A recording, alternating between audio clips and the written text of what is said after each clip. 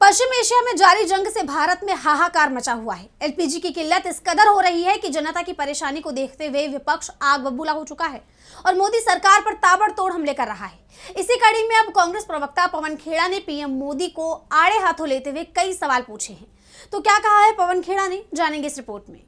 America, Israel और Iran के बीच भीषण जंग जारी है, जिस कारण भारत में एलपीजी की कमी देखने को मिल रही है और जनता को काफी दिक्कतों का सामना करना पड़ रहा है।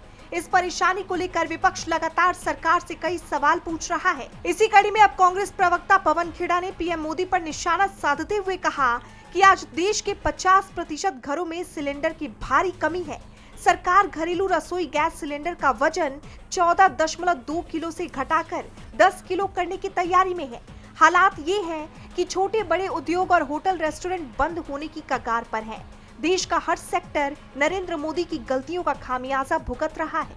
हम जो ईरान से तेल खरीदते आए थे वो अपनी करेंसी में खरीदते थे, इससे हमारे फॉरेन एक्सचेंज पर असर नहीं पड़ता था। ये हमारे रिश्तों की समृद्धि थी।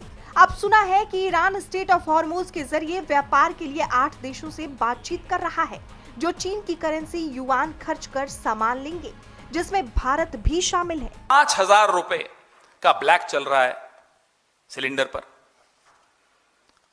जो इंडस्ट्रियल डीजल है 22 रुपए से उसकी कीमत बढ़ा दी गई। जो प्रीमियम पेट्रोल है 2 रुपए बढ़ा दी गई और हम दावे के साथ कह रहे हैं चुनाव खत्म हो जाने दीजिए, कैसे कीमतें बढ़ती हैं दिखाएंगे आपको।